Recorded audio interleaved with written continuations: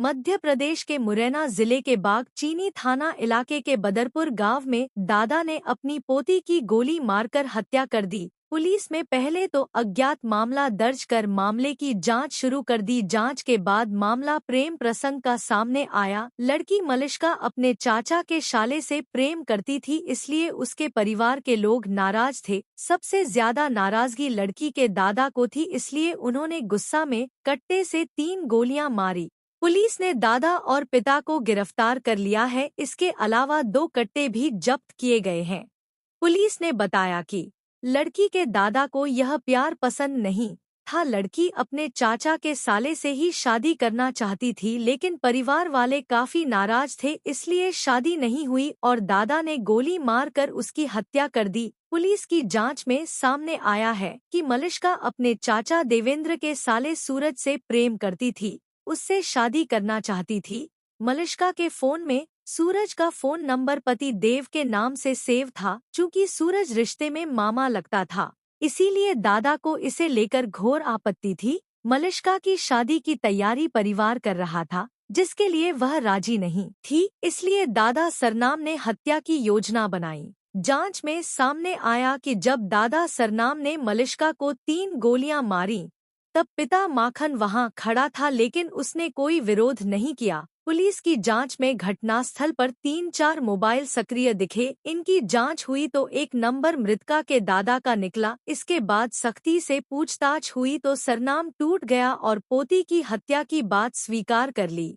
Police ने हत्या का मामला दर्ज कर लड़की के दादा और पिता को गिरफ्तार कर लिया है और इस मामले की जांच शुरू कर दी है। इस मामले में और भी लोग शामिल हो सकते हैं, इसलिए उनके भी नाम जांच के दौरान सामने आएंगे। जब लड़की का दादा गोली चला रहा था तो उसके पिता ने भी इसका विरोध नहीं किया। पिता की सहमति से ही लड़की को 3 गोलियां मारी गई। बागचीनी थाना अंतर्गत जो हत्या की घटना घटित हुई थी, उसमें पुलिस द्वारा लगातार 72 घंटे के प्रयास के बाद जो घटना के मुख्य आरोपी हैं, जिसमें कि मृतिका के दादा और पिता जो कि घटना में शामिल रहे, और इसमें मुख्य कारण जो सामने आया उसमें प्रेम प्रसंग का होना पाया गया। जो मृतिका है अपने चाची के भाई से, जो कि रिश्ते में मामा लगता है, उससे वो प्रेम करती थी और 1 वर्ष पहले भी उसके साथ वो चली गई थी। उसी बात से उसके परिजन नाखुश थे, जिसको लेके उसके मृतिका के दादा और पिता के द्वारा इस तरह की घटना घटित की गई है। जो घटना दिनांक को मृतिका अपने माता पिता के साथ में वापस लौट रही थी, जो कि दादा के द्वारा और पिता के द्वारा पहले से ही प्लान करके इसमें इस तरह की घटना को अंजाम दिया और मृतिका को गोली मारी गई है। सर, इसमें कितने आरोपी बनाए गए हैं और आरोपी बढ़ने की आशंका है? अभी प्रकरण में जो अभी तक की विवेचना हुई है, उसके अनुसार मृतिका के जो दादा हैं वो मुख्य आरोपी हैं और पिता जो कि घटना में शामिल थे उस समय, वो भी आरोपी हैं और घटना में प्रकरण की विवेचना की जा रही है। विवेचना अनुसार यदि और कोई तथ्य आते हैं तो उसमें और भी आरोपी यदि बनते हैं तो बनाए जाएंगे। सर, कौन से हथियारों को प्रयोग किया गया, कितने हथियार थे, कितनी गोली मारी गई? घटना में मृतिका को मतलब 1 गोली लगी है, जो कि उसके कान के पास से चेहरे के सामने से निकल गई है। उसमें 3 गोलियां चलाई गई थी, जिसमें कि 1 राउंड फंस गया था और 2 कट्टे उसमें प्रयुक्त हुए, जो कि पुलिस ने जब्त किए। सर, परिवार वालों की इतनी गुस्सा किसी बेटी को मारना, क्या लगता है किस तरीके से? अभी ये तो एक विकृत मानसिकता का परिचय है, जो कि घटनाक्रम जो कि नृशंस घटना है और इस तरह के परिजनों के द्वारा की गई है, तो कहीं न कहीं ये घटनाक्रम मतलब एक तरह से मानवता को झकझोर देने वाली है और परिजनों द्वारा इस तरह की जो घटना घटित की गई निंदनीय है।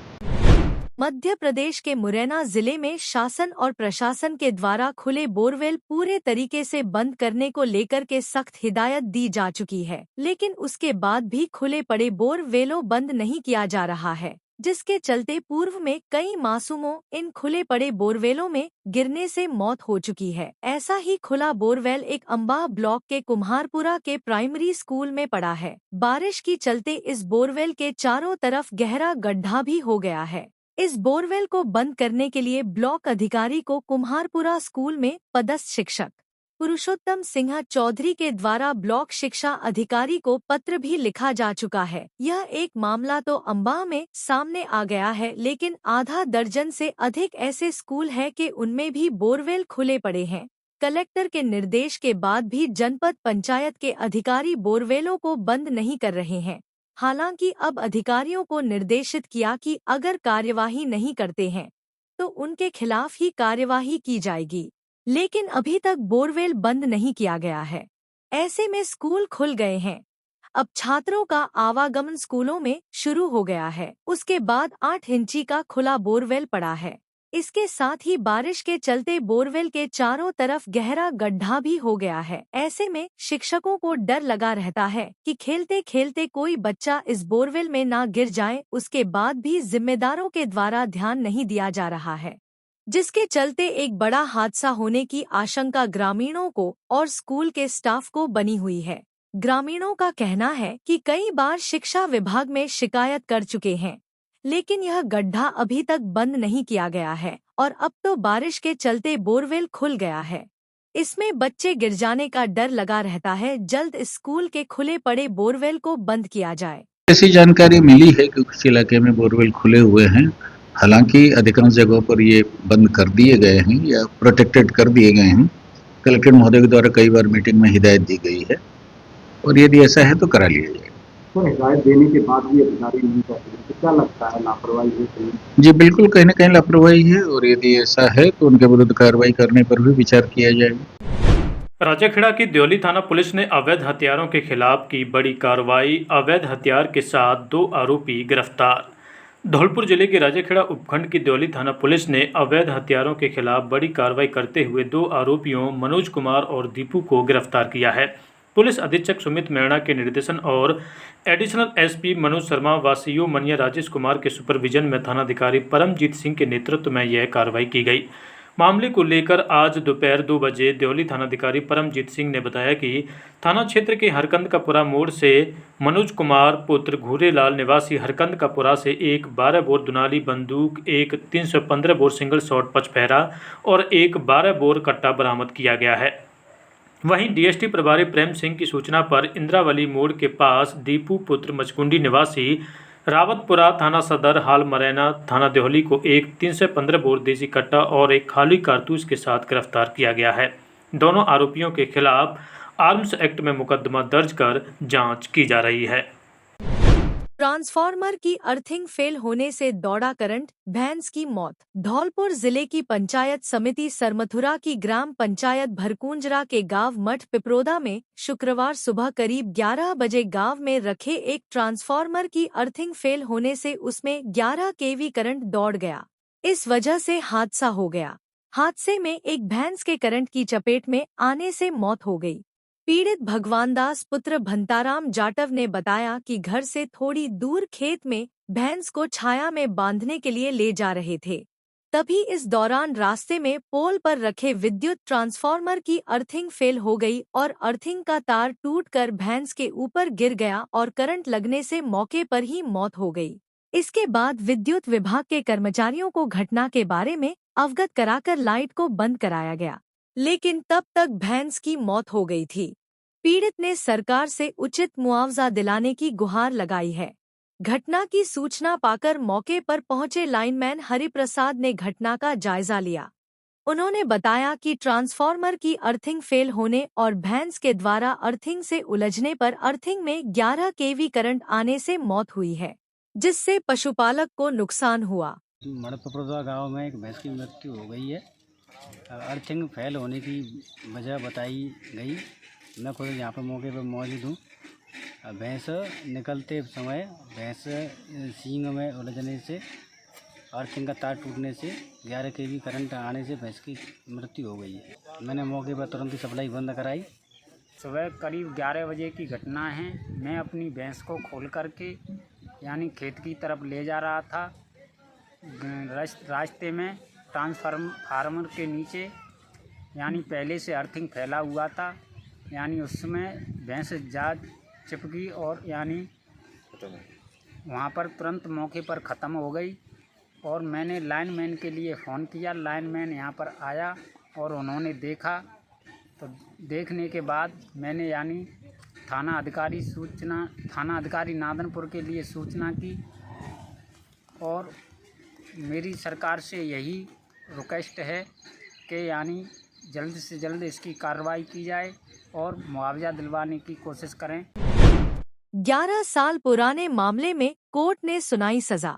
धौलपुर जिले के बाड़ी एडीजे कोर्ट ने एनडीपीएस एक्ट के 11 साल पुराने मामले में फैसला सुनाया है। कोर्ट ने आरोपी भगवान दास को 5 साल की कैद और 25,000 रुपए के जुर्माने की सजा सुनाई है। मामला 24 सितंबर 2014 का है।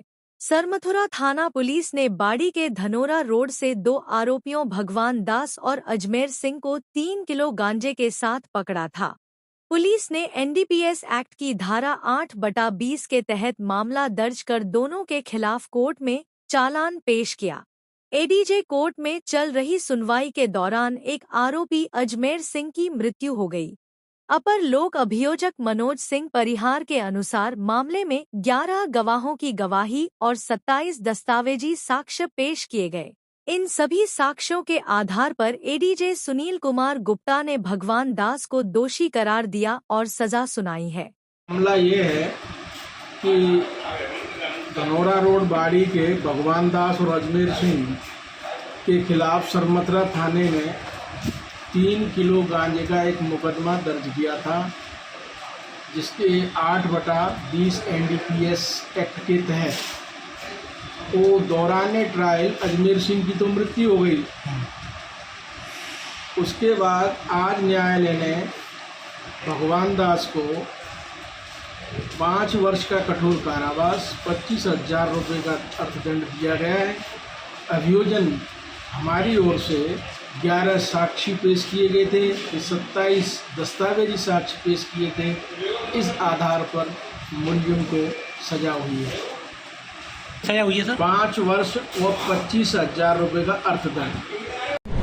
12 वर्षीय बालक की पीट कर हत्या, रेत में दबा मिला शव। धौलपुर जिले के बाड़ी सदर थाना इलाके के रजाने की धीमरी गांव में गुरुवार की शाम एक 12 वर्षीय बालक का रेत में दबा हुआ शव मिलने से इलाके में सनसनी फैल गई। मृतक बालक के परिजनों ने गांव के ही कुछ लोगों पर पीट कर हत्या कर रेत में डेड बॉडी को दबाने का आरोप लगाते हुए मामला दर्ज कराया है। पुलिस द्वारा शव को कब्जे में लेकर बाड़ी अस्पताल की मोर्चरी रखवाया गया, जहां शुक्रवार को परिजनों की मौजूदगी में पोस्टमार्टम कराया है। पुलिस ने हत्या का मामला दर्ज कर अनुसंधान शुरू कर दिया है। मृतक बालक के चाचा पप्पू पुत्र जंडेल सिंह ने बताया कि उनके बड़े भाई कल्याण सिंह के 2 लड़के गौरव और सौरभ, जिनकी उम्र करीब 14 और 12 वर्ष है, गुरुवार को गांव के देशराज पुत्र ग्यासी, नरेश एवं अन्य के खेतों पर काम करने गए थे, जहां पर बालक सौरभ की इन लोगों ने पिटाई की और रेत में दबाकर हत्या कर दी। बड़े भाई गौरव के घर आने पर जब उन्हें पता लगा तो वह मौके पर पहुंचे, जहां बालक रेत में दबा हुआ मिला। घटना की सूचना उन्होंने बाड़ी सदर थाना पुलिस को दी, जिस पर पुलिस ने शव को कब्जे में लिया और बाड़ी अस्पताल पहुंचाया। मृतक के परिजन ने बताया कि आरोपियों से उनके बड़े भाई कल्याण सिंह ने अपने खेत को जुतवाया था, जिसके पैसे नहीं देने की एवज में आरोपी कल्याण के दोनों पुत्र गौरव और सौरभ को अपने खेतों में जबरन काम कराने ले गए थे। मामले को लेकर बाड़ी सदर थाना एसएचओ विनोद कुमार ने बताया कि गुरुवार की शाम को रजाने की धीमरी गांव में घटना हुई है और एक 12 वर्षीय बालक की मौत हुई है। मौके पर जाकर मृतक बालक के शव को कब्जे में लिया और अस्पताल पहुंचाया। मामले को लेकर ग्रामीणों ने जो जानकारी दी है, उसके मुताबिक बालक के साथ 4-5 लोग पार्वती नदी किनारे मिट्टी भरने के लिए गए थे, जहां मिट्टी में दबने से बालक सौरभ की मौत हो गई।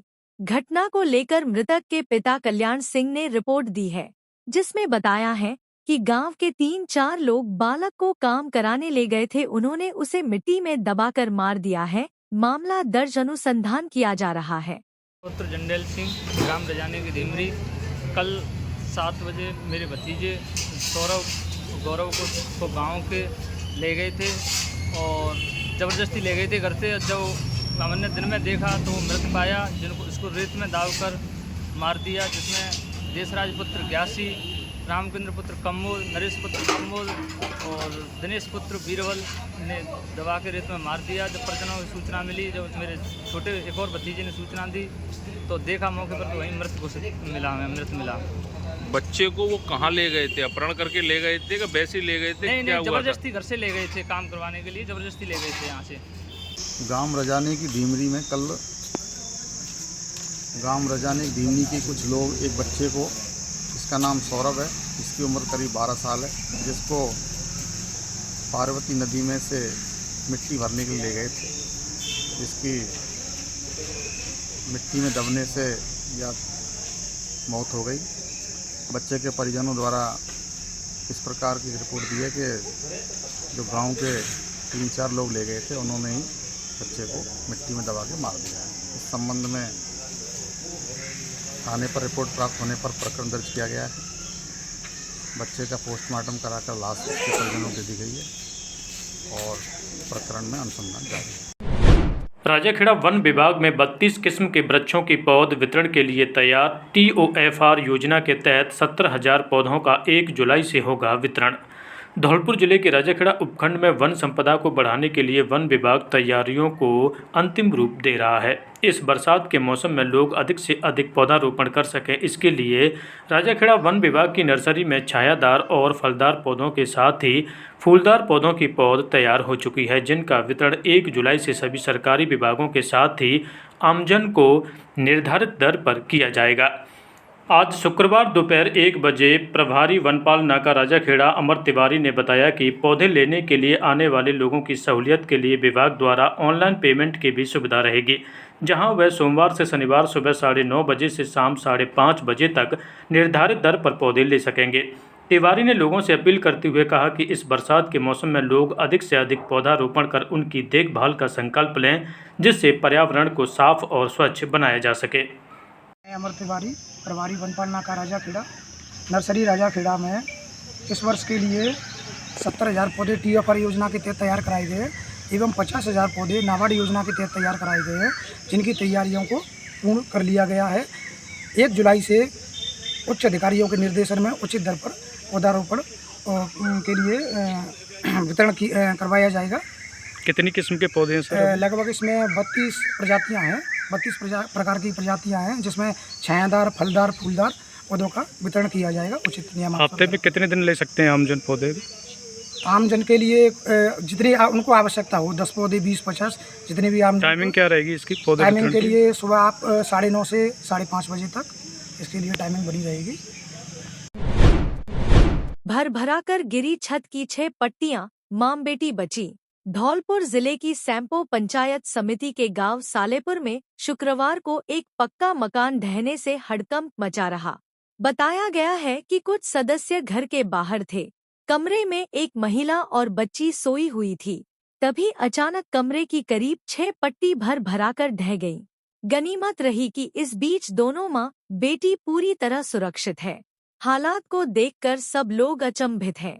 घटना की सूचना पर पहुंचे पंचायत समिति प्रधान दुष्यंत बघेल ने जायजा लिया है और पीड़ित को सरकार से मुआवजे के लिए पूरी तरह आश्वस्त किया है।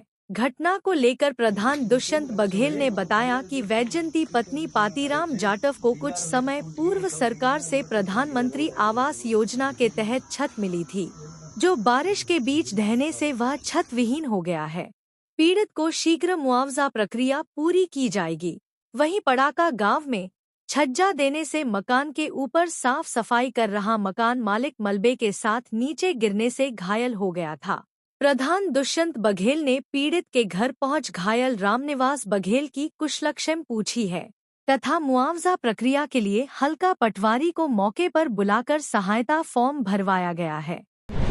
लोगों ने किया योगाभ्यास। धौलपुर जिले में भारतीय जनता पार्टी बसेड़ी मंडल के द्वारा 11वें अंतर्राष्ट्रीय योग अवसर पर योगा संगम 2025 योग दिवस से एक दिन पूर्व आज शुक्रवार को शिव गार्डन में शहर मंडल द्वारा भैरव सिंह परमार मंडलाध्यक्ष की अध्यक्षता में आयोजित किया गया, जिसमें भाजपा जिलाध्यक्ष राजवीर सिंह राजावत और पूर्व विधायक सुखराम कोली के सानिध्य में योग गुरु विपुल सिंह परमार के द्वारा योग संपन्न कराया गया। जिलाध्यक्ष राजवीर सिंह राजावत ने योग के विषय पर विस्तार से जानकारी देते हुए बताया गया कि जीवन में निरंतर योगाभ्यास करने से हम अपने जीवन को निरोगी बना सकते हैं। पूर्व विधायक सुखराम कोली ने कहा कि योग कार्यक्रमों के माध्यम से नागरिकों को न केवल शारीरिक और मानसिक रूप से सशक्त होता है, बल्कि भारतीय संस्कृति और जीवन शैली को भी बढ़ावा मिलेगा। जोरदार आवाज के साथ धराशायी हुआ विशाल पेड़। धौलपुर जिले के बसई नवाब कस्बे में गुरुवार देर रात्रि को घर के बाहर लगा एक विशाल पेड़ गिरने से हड़कंप मच गया। अचानक आवाज सुन घर में सो रहे लोग जाग गए। लोगों ने बाहर देखा तो पेड़ धराशायी पड़ा हुआ था।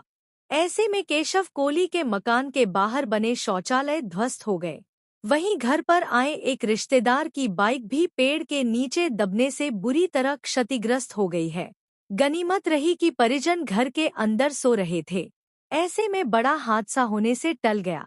घटना के बाद आसपास के लोग भी मौके पर एकजुट हो गए और सुबह पीड़ित गृह स्वामी केशव कोली की ओर से पेड़ को कटवा कर हटाने की प्रक्रिया शुरू की गई। छज्जा ढहने से मलबे में दबा व्यक्ति गंभीर घायल। धौलपुर जिले के सैंपो क्षेत्र के पड़ाका गांव कांकौली में शुक्रवार सुबह एक मकान का छज्जा ढहने से हादसा हो गया, जहां घर की छत पर साफ सफाई करते समय अचानक छज्जा ढह गया। तभी ऊपर खड़ा व्यक्ति रामनिवास पुत्र सोनपाल बघेल भी मलबे के साथ नीचे जा गिरा और बुरी तरह घायल हो गया। अचानक मलबा गिरने की आवाज और व्यक्ति की चीख पुकार से परिजनों में हड़कंप मच गया। इसके बाद घायल व्यक्ति को सैंपो अस्पताल लाया गया, जहां डॉक्टर मुकेश राम मीणा के नेतृत्व में चिकित्सा टीम की ओर से उपचार किया गया। नर्सिंग ऑफिसर संजय तिवारी ने बताया कि शरीर में कई जगह चोटें हैं, लेकिन हालात पूरी तरह खतरे से बाहर हैं। मचकुंड की बजाय अब परशुराम धर्मशाला में होगा योग। मुख्यमंत्री भजनलाल शर्मा के निर्देशानुसार 11वें अंतर्राष्ट्रीय योग दिवस पर जिला स्तरीय कार्यक्रम 21 जून को परशुराम धर्मशाला मचकुंड रोड धौलपुर में आयोजित किया जाएगा। साथ ही जिले की समस्त ग्राम पंचायतों के साथ सभी उपखंड मुख्यालयों पर योग दिवस कार्यक्रम आयोजित होंगे। जिला कलेक्टर श्रीनिधि बीटी ने बताया कि जिला स्तरीय कार्यक्रम मचकुंड के स्थान पर परशुराम धर्मशाला मचकुंड रोड धौलपुर में शनिवार 21 जून को सुबह 6 बजे से आयोजित किया जाएगा। आयुष मंत्रालय भारत सरकार के योग संगम पोर्टल के साथ ही राज्य सरकार के आयुष विभाग ने योग पोर्टल विकसित किया है। इस पर सभी ग्राम पंचायत और जिला स्तर के नोडल अधिकारी अपने योग स्थल का ऑनलाइन पंजीयन कर योग दिवस पर अभ्यासियों की संख्या व फोटो अपलोड करेंगे। जिला कलेक्टर ने आमजन से अपील की है कि अपने स्वास्थ्य को ध्यान में रखते हुए योग दिवस पर अधिकाधिक संख्या में अपने नजदीक के कार्यक्रम स्थल पर उपस्थित होकर योगाभ्यास करें। आयुर्वेद विभाग के उपनिदेशक एवं नोडल अधिकारी डॉक्टर मनोज शर्मा ने बताया कि राज्य सरकार के आयुष विभाग की ओर से SSOID द्वारा इंटरनेशनल योगा डे नामक ऐप विकसित किया है। इस पर राजकीय संस्थानों के नोडल अधिकारियों द्वारा राज्य के सभी योग स्थल का पंजीकरण कर 21 जून को योग सत्र की समाप्ति के बाद प्रतिभागियों की संख्या एवं फोटो वीडियो अपलोड करनी है। उन्होंने बताया कि जिला स्तरीय कार्यक्रम के साथ साथ ब्लॉक स्तरीय कार्यक्रम आयोजित किया जाएगा। 11वां अंतर्राष्ट्रीय योग दिवस माननीय प्रधानमंत्री नरेंद्र मोदी जी के नेतृत्व में बड़े धूमधाम से मनाया जाएगा। धौलपुर जिले में पूर्व में स्थान हमने मचकुंड धाम चयन किया था, लेकिन मौसम की परिस्थिति को देखते हुए माननीय जिला कलेक्टर महोदय के निर्देशानुसार जगह को चेंज कर दिया गया है। तो इसके लिए परशुराम सेवा सदन मचकुंड रोड पर ही यह कार्यक्रम आयोजित किया जाएगा। आप सभी लोगों से मेरी अपील है कि इस आयोजन में भाग लेकर के इस योग दिवस को एक उत्सव के रूप में हर्षोल्लास के साथ मनाएं, आएं, करें योग, रहें निरोग। ऑनलाइन योग प्रतियोगिता का परिणाम घोषित।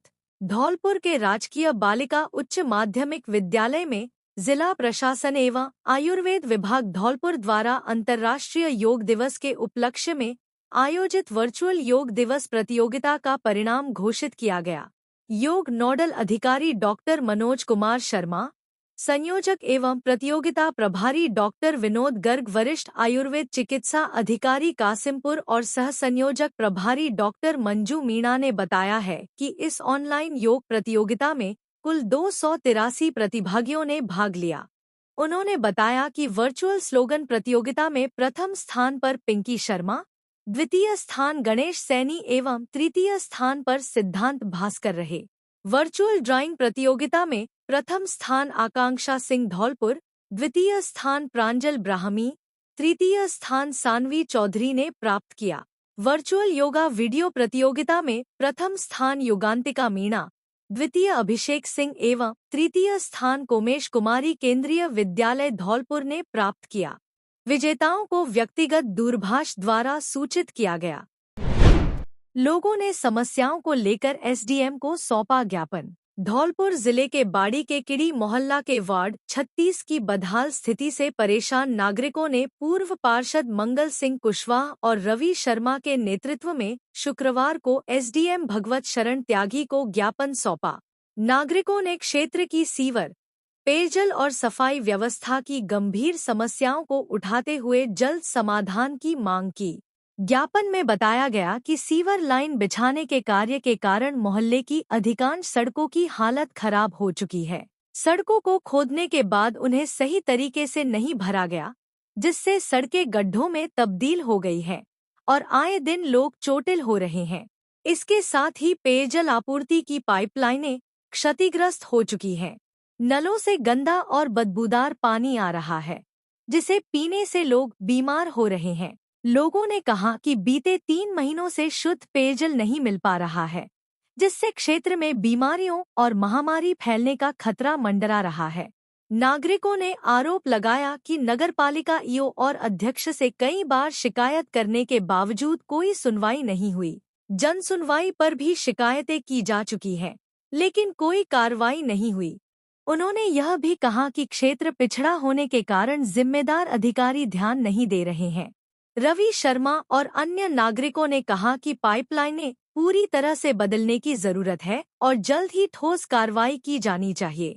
हमारी किड़ी में सारे रास्ते क्षतिग्रस्त हो गए हैं और जो सीवर लाइन डाली है, सीवर लाइन ने सब रास्ते खोद दिए और पाइप लाइन जो हटका है पानी की वो सब डैमेज हो गई है, सब टूट गई है। कहीं पानी नहीं जा रहा है और पानी जा भी रहा है तो गंदा पानी जा रहा है। 8 दिन से बरसात का पानी जा रहा है, वो पीने लायक नहीं है। सब बीमारी का अंदेशा है, बीमारी फैल सकती है।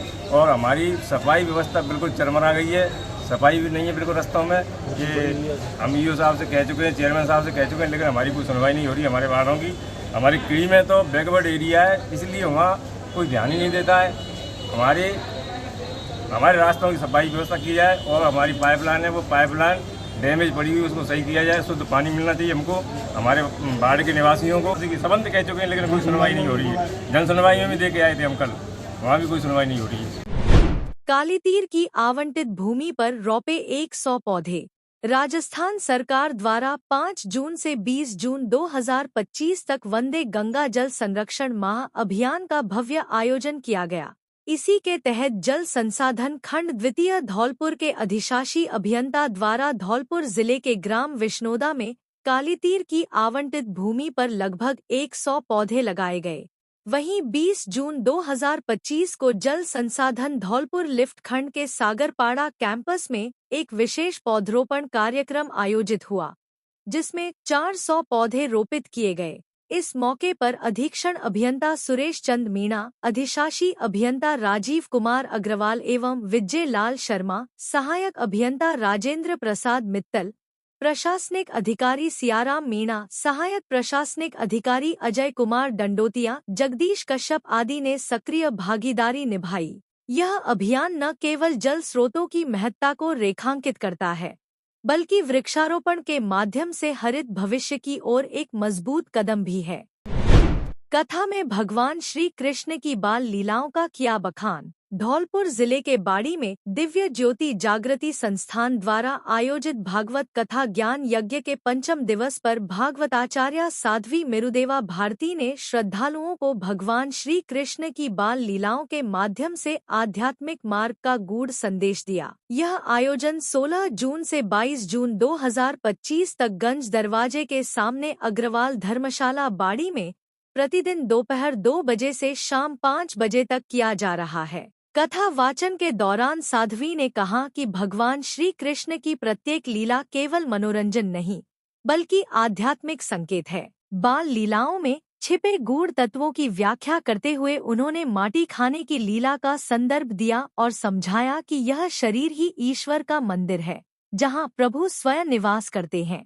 परंतु आज का मानव ईश्वर को तीर्थों, कंदराओं और बाहरी साधनों में खोज रहा है। साध्वी मेरुदेवा भारती ने यह भी कहा कि भक्ति का सच्चा अर्थ है ईश्वर से मिलन, और यह मिलन संभव है केवल पूर्ण सद्गुरु की शरण में जाकर, जिनके द्वारा ब्रह्मज्ञान की प्राप्ति होती है। उन्होंने संत रविदास और मीराबाई की भक्ति यात्रा का उदाहरण देते हुए बताया कि स्वयं भगवान श्री कृष्ण ने मीराबाई को स्वप्न में आदेश देकर गुरु की शरण में भेजा, जहां जाकर उन्होंने प्रभु के दर्शन अपने भीतर ही किए। कार्यक्रम में बड़ी संख्या में श्रद्धालुओं ने भाग लिया और साध्वी के मधुर व प्रेरणादायक प्रवचनों से लाभान्वित हुए। कथा के अंत में उपस्थित श्रद्धालुओं से आह्वान किया गया कि वे पूर्ण सद्गुरु की शरण में जाकर आत्मिक ज्ञान की प्राप्ति करें और अपने भीतर ही ईश्वर के साक्षात दर्शन करें। बाड़ी में 21 जून को अंतर्राष्ट्रीय योग दिवस का आयोजन किया जाएगा। बारिश की संभावना को देखते हुए उपखंड का मुख्य कार्यक्रम महाराणा प्रताप खेल मैदान की जगह अग्रवाल पंचायती धर्मशाला में स्थानांतरित कर दिया गया है। कार्यक्रम सुबह 6 बजे से 8 बजे तक चलेगा। उपखंड अधिकारी भगवत शरण त्यागी ने कार्यक्रम की तैयारियों को लेकर आयुर्वेद विभाग और अन्य विभागों के अधिकारियों के साथ बैठक की। बैठक में योग दिवस के आयोजन को अंतिम रूप दिया गया। बैठक में नोडल अधिकारी डॉक्टर गुलाब सिंह मीणा, पूर्व पीएमओ डॉक्टर शिवदयाल मंगल और बीसीएमओ डॉक्टर गब्बर मीणा उपस्थित रहे। इसके अलावा कांग्रेस ब्लॉक अध्यक्ष रामेंद्र मीणा, भाजपा मंडल अध्यक्ष वंदना शिवहरे, हरिओम सिकरवार, ब्लॉक शिक्षा अधिकारी कल्याण प्रसाद मीणा, दिनेश गर्ग और विनोद शर्मा सहित अन्य अधिकारी भी मौजूद रहे। आज मीटिंग 11वें अंतर्राष्ट्रीय योग दिवस के उपलक्ष्य में की गई थी। योग दिवस की तैयारियां हालांकि हमने पूर्व में महाराणा प्रताप स्टेडियम में कर रखी थी, लेकिन बारिश और मौसम के हिसाब से हमें स्थान परिवर्तित करना पड़ा है, तो उसके लिए हमने सभी विभागों की और ये मीटिंग्स बुलाई थी। तो उस मीटिंग में अभी खुद ने भी मैंने जाके मौका देखा है महाराणा प्रताप स्टेडियम का भी, और वैकल्पिक व्यवस्था के तौर पे अग्रवाल धर्मशाला को देखा है। तो अभी जो कल सुबह 6 बजे से लेके और 8 बजे तक अपना योग दिवस का प्रोग्राम बनाया जाएगा, वो अग्रवाल धर्मशाला बाड़ी में आयोजन का निर्णय किया गया है। वहाँ हम इस प्रोग्राम की तैयारियां करा रहे हैं और सभी ब्लॉक लेवल अधिकारियों कर्मचारियों को पाबंद किया गया है कि वो अपनी उपस्थिति उसमें शत-प्रतिशत रखें। और सभी आमजन से भी हमने ये अपील की है।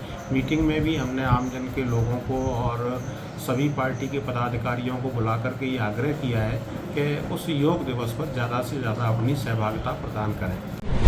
बाड़ी में 21 जून को अंतर्राष्ट्रीय योग दिवस का आयोजन किया जाएगा। बारिश की संभावना को देखते हुए उपखंड का मुख्य कार्यक्रम महाराणा प्रताप खेल मैदान की जगह अग्रवाल पंचायती धर्मशाला में स्थानांतरित कर दिया गया है। कार्यक्रम सुबह 6 बजे से 8 बजे तक चलेगा। उपखंड अधिकारी भगवत शरण त्यागी ने कार्यक्रम की तैयारियों को लेकर आयुर्वेद विभाग और अन्य विभागों के अधिकारियों के साथ बैठक की। बैठक में योग दिवस के आयोजन को अंतिम रूप दिया गया। अंतर्राष्ट्रीय योग दिवस को लेकर पूर्व विधायक गिरिराज मलिंगा ने लोगों को संदेश दिया है कि योग दिवस से सभी नागरिक सीख ले, शरीर को स्वस्थ रखने के लिए योग करना जरूरी, जिसको जो योग मुद्रा पसंद वह उसी पर दे ध्यान। शारीरिक मेहनत से शरीर रहता है स्वस्थ, योग देता है हमको यही संदेश। भारत की इस प्राचीन विधा को मान रहा है पूरा विश्व। योग के कार्यक्रम में ले भाग और सीखे विभिन्न मुद्राएं। दिवस के लेकर मेरा तो यही कहना है कि सभी लोगों को सुबह जल्दी उठना चाहिए, 4:30-5 बजे जगना चाहिए, और जिस पर जो बना योग करे वो योग करे, जो रेस लगाए वो रेस लगाए, जो घूम सकता है वो घूमे, जो सूर्य नमस्कार करता है वो सूर्य नमस्कार करे, जो जिम कर सकता है वो जिम करे। अपने सेहत के लिए, अपने शरीर के लिए मेहनत करना बहुत ज़रूरी है। आप चाहे किसी प्रकार की मेहनत करो, किसान लोग खेती में अपने करते हैं, वो अपना आगरा चलाते हैं, अपने और खेती के सम्मिलित काम करते हैं, तो वो भी एक तरह की मेहनत होती है, वो भी योग का हिस्सा ही होता है। तो जिस पर जो भी शरीर से मेहनत बने, चाहे वो किसी प्रकार की मेहनत करें, और जिन लोगों पे वैसे शरीर का काम नहीं वो अपना योग करें, जो भी करें शरीर को फिट रखें, फिट रहना चाहिए, स्वस्थ रहना चाहिए आदमी के जीवन में, वो व्यक्ति काम भी ज़्यादा करता है। वरिष्ठ पत्रकार के बेटे स्कूल संचालक भारत पटेल का निधन। धौलपुर के वरिष्ठ पत्रकार रहे आरपी पटेल के पुत्र और टैगोर पब्लिक स्कूल धौलपुर के संचालक भारत पटेल का शुक्रवार दोपहर को करीब 12 बजे निधन हो गया। उनके निधन से निजी स्कूल संचालकों और पत्रकारों में शोक की लहर है। भारत पटेल पिछले कुछ समय से बीमार चल रहे थे। वे पहले महात्मा गांधी अस्पताल जयपुर में भर्ती थे। बाद में उन्हें एसएमएस हॉस्पिटल जयपुर में भर्ती कराया गया, लेकिन 20 जून को दोपहर करीब 12 बजे एसएमएस अस्पताल जयपुर में उन्होंने अंतिम सांस ली, जिसके बाद शव को शाम को ईदगाह रोड धौलपुर स्थित उनके निज निवास लाया गया। अंतिम शव यात्रा उनके निज निवास से चंबल तट स्थित मुक्तिधाम तक निकाली गई, जिसमें बड़ी संख्या में लोग शामिल हुए, जिन्होंने नम आंखों से पटेल को विदाई दी। वे अपने पीछे माता पिता, पत्नी, भाई यतेंद्र प्रताप, बेटे हिमांशु और यश छोड़ गए हैं। गांव में बिक रही थी अवैध शराब। एसडीएम के पहुंचने से पहले ही की शराब गायब। बड़ी संख्या में मौके पर मिली शराब की खाली बोतलें। धौलपुर जिले का आबकारी विभाग भले ही अच्छा कार्य करने का दम भरता हो और अवैध शराब की बिक्री पर रोक लगा देने के दावे करता हो, लेकिन हकीकत ये है कि धौलपुर जिले के दर्जनों गांव और शहर में बड़े स्तर पर अवैध शराब की बिक्री की जा रही है। धौलपुर शहर में तो रात 8 बजे बाद खुलेआम शराब की बिक्री की जाती है। ऐसा ही एक मामला धौलपुर जिले के मनिया इलाके के बिरोधा गांव में सामने आया, जहां ग्रामीणों की शिकायत पर खुद धौलपुर एसडीएम डॉक्टर साधना शर्मा मौके पर पहुंची। एसडीएम को मौके पर बड़े स्तर पर व्यवस्थित तरीके से अवैध शराब बिक्री के सबूत मिले। एसडीएम के मौके पर जाने की भनक पहले ही शराब माफिया को लग गई, जिस पर एसडीएम के पहुंचने से पहले ही अवैध शराब को मौके से गायब कर दिया गया। जानकारी के अनुसार एसडीएम डॉक्टर साधना शर्मा मनिया इलाके के बिरोधा गांव में रात्रि चौपाल में ग्रामीणों की समस्याएं सुनने गई थी। इस दौरान बड़ी संख्या में ग्रामीणों ने कहा कि मैडम गांव में बड़े स्तर पर अवैध शराब बेची जाती है, जिससे गांव के युवा भटक रहे हैं। ग्रामीणों की मांग पर एसडीएम सुनवाई के दौरान ही कार्रवाई करने के लिए मौके के लिए रवाना हो गई, लेकिन इसकी भनक शराब माफिया को पहले ही लग गई, जिस कारण जब तक एसडीएम मौके पर पहुंची तब तक अवैध शराब को मौके से गायब कर दिया गया। लेकिन यहाँ घर में और घर के आसपास एसडीएम को अवैध शराब बिक्री के मजबूत सबूत मिले। डॉक्टर साधना शर्मा ने बताया कि मौके पर बड़ी संख्या में शराब की खाली बोतलें और पानी के खाली पाउच मिले, जिससे ऐसा प्रतीत होता है कि यहाँ शराब की बिक्री की जाती है, लेकिन मौके पर अवैध शराब नहीं मिली। इस दौरान एसडीएम ने मौके पर ही मनिया थाना पुलिस को बुलाकर सख्त कार्रवाई करने के निर्देश दिए हैं।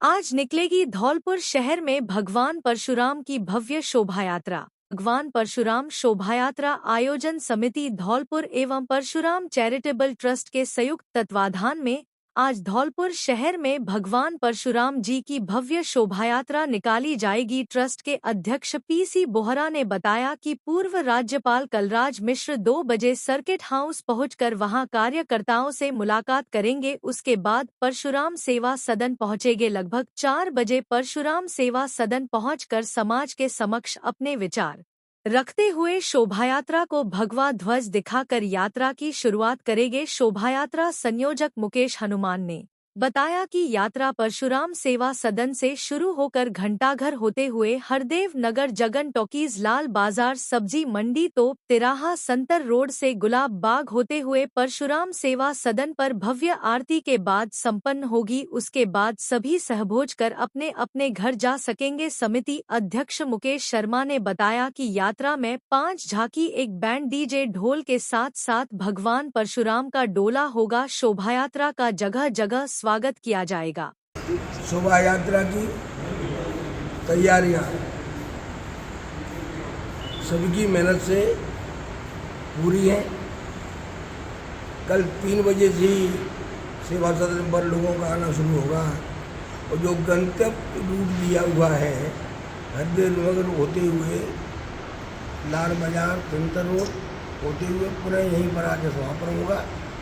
सभी समाजों के सभी साथियों से विनम्र निवेदन है कि वो अपना समय दें, इस शोभा यात्रा को सफल बनाने आने के बाद में सब मिलकर के उनकी आरती करेंगे और जो अतिथि लोग आएंगे उनका सबका सभी लोग। अगर आप किसी ऐसे बच्चे को जानते हैं जिसका फ्यूचर ब्राइट होना चाहिए तो ये वीडियो जरूर देखें। बड़े ड्रीम्स के लिए बड़ा सपोर्ट चाहिए। Kids Angels Convent School Dholpur सपनों को रियलिटी में बदलने के लिए यहाँ है। हम एक स्पेशल एडमिशन टेस्ट अनाउंस कर रहे हैं उन बच्चों के लिए जिन्होंने अपने पेरेंट्स या फादर को खो दिया है और फाइनेंशियल प्रॉब्लम्स झेल रहे हैं। टॉप 5 बच्चों को मिलेगी बिल्कुल फ्री एजुकेशन, फ्री बुक्स और यूनिफॉर्म्स भी। कोई फीस नहीं, कोई टेंशन नहीं, बस प्योर लर्निंग और growth. Applications the 25th of June तक ओपन हैं और test the 1st of July को है।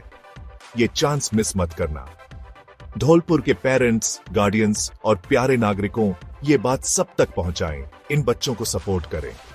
चलो उन्हें वो ब्राइट फ्यूचर दें जो वो डिजर्व करते हैं।